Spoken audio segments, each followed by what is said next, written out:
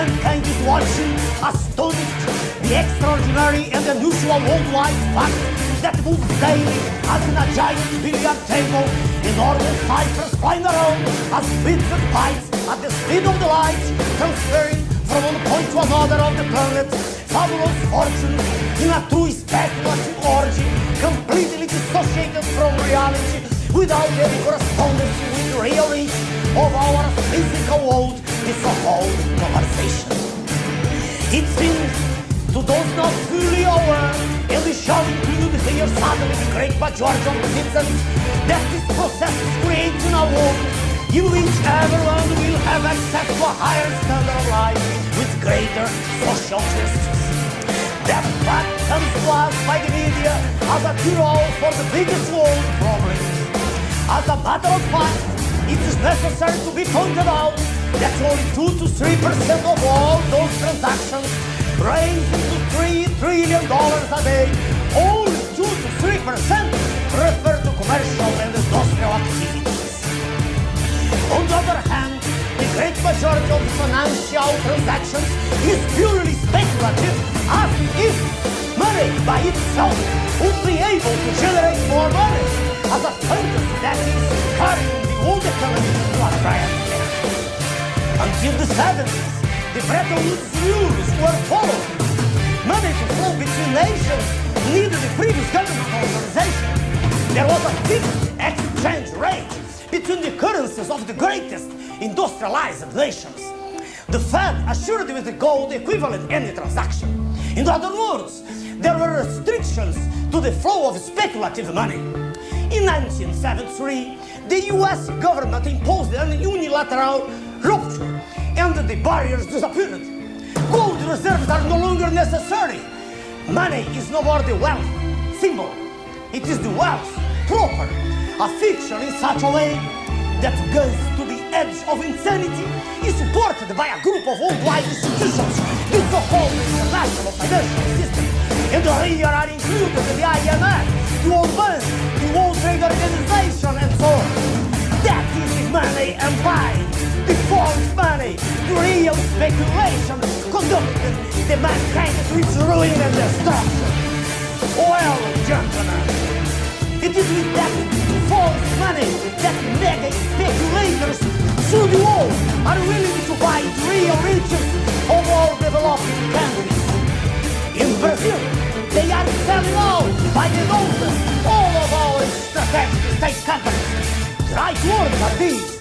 They are giving away all of our strategic resources, including valuable Nazi companies, the greatest iron mining company in the world, by $1 billion, equivalent to less than half of 1% of its estimated value.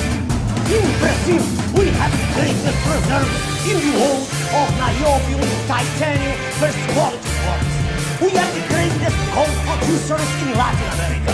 We have the richest subsoil in this planet, and we are seeing our riches going there cheap to the industrialized countries. President Clinton, during the Summit of the Americas in Santiago, recently said, "Your prosperity lifts ours, our prosperity lifts yours." Is that really true?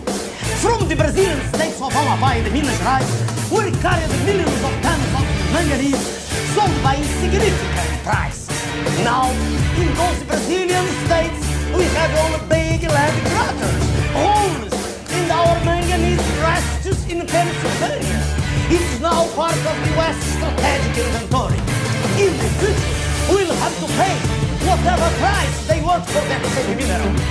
Let me call your attention to another fact. We are not only the richest country in the world, for while in at least one state of the US it is necessary the desalinization of water for having fresh water, we have 21% of the fresh water resources in the planet. We are the best country in territorial expansion. We receive solar energy all year long, all over the country. That huge and inconceivable amount of energy is partially stored on the bones of atoms and molecules of the carbohydrates and lipids in the plants, from where we extract alcohol and oils that can substitute petroleum, allowing Brazilian energy independence. We